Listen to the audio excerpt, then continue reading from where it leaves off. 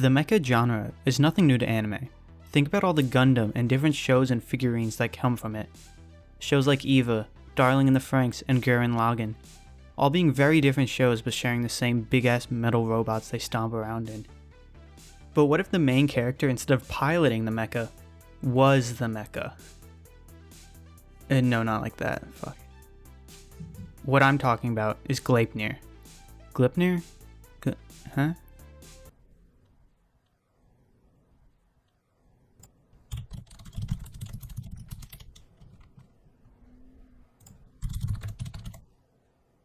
Gleipnir. Alright. Gleipnir is one of the many manga to get an anime adaptation this season. As someone who has followed the manga for the last 6 months, I wanted to speak on why you should watch or read Gleipnir. Anime or manga is one of the philosophical questions that have burdened the weeb community since the dawn of time. And because of this, I am only going to speak on this specific story, and not the issue as a whole. To compare them, I'm first going to talk about what I like about the story overall, the plot and other aspects that the anime and manga share. Then I'll talk about the strengths and weaknesses of the anime, and then I'll do the same for the manga. Once that's over, I'm going to compare them as a whole. But before all that, we have to talk about the story itself.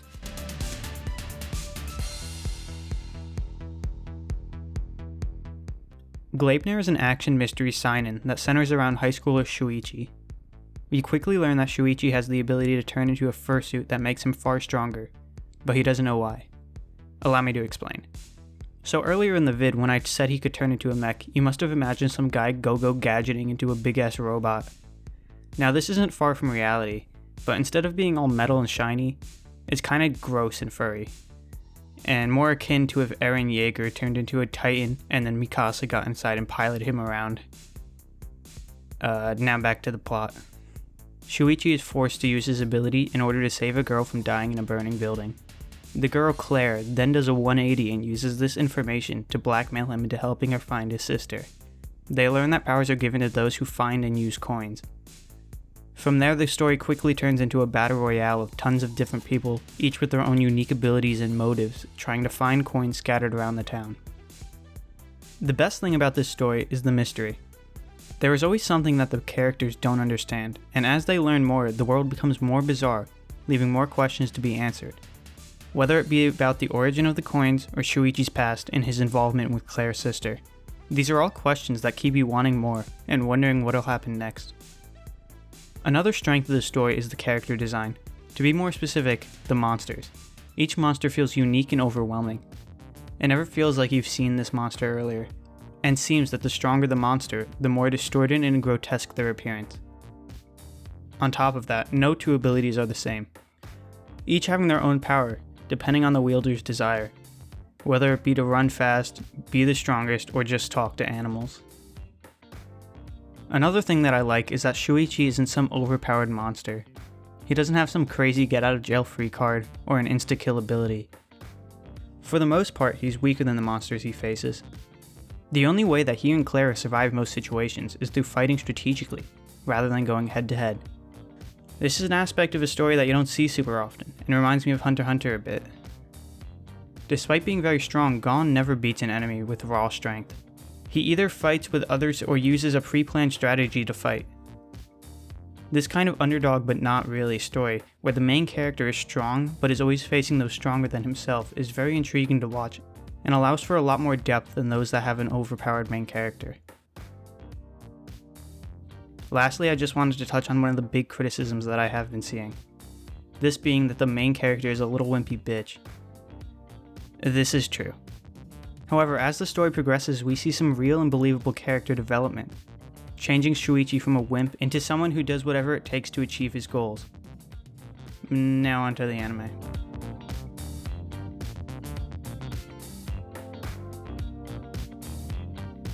The advantage that anime has over manga is that it can take a manga and breathe life into it.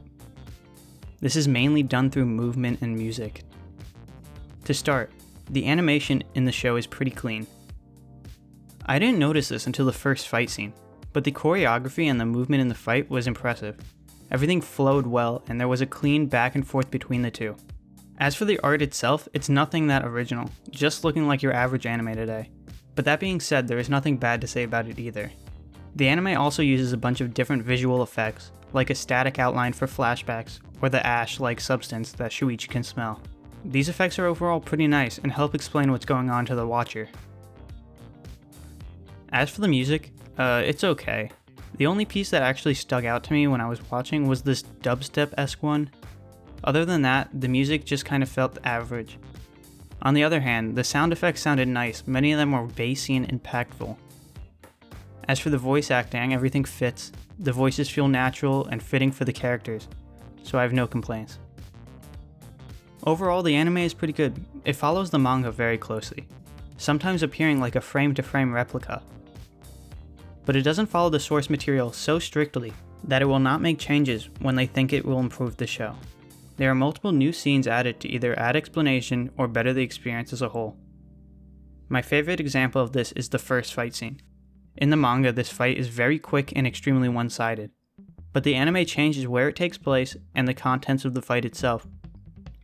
It changes from a WWE SmackDown to an even back and forth fight, with both sides getting some nice hits in. Transitions are weird.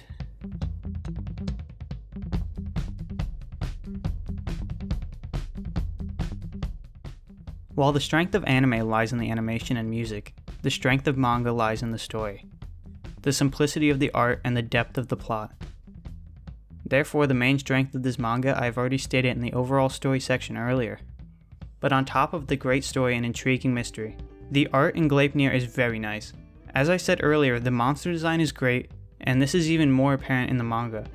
The use of heavy shadows and dark shading create a sense of overwhelming strength from the monsters, something that when compared to Shuichi and his mascot-esque transformation, seems unbeatable. The realistic background art creates a believable world that you can get immersed in. The layouts are clear and easy to follow, and the actions of the characters are illustrated well, so as to not confuse the reader. Now that I've discussed what makes the anime and manga so good, I want to tell you which I prefer and which I recommend to you, the viewer.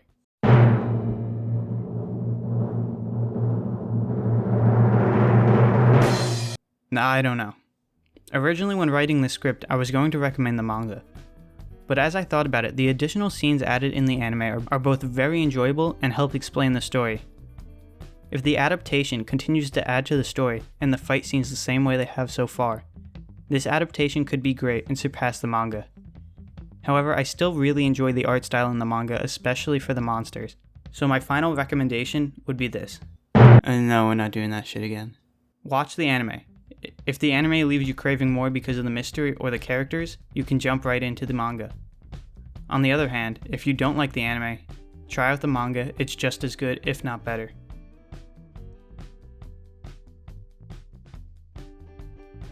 Alright, that's all I wanted to say today. If you enjoy, consider hitting that subscribe button. As always, until next time, peace.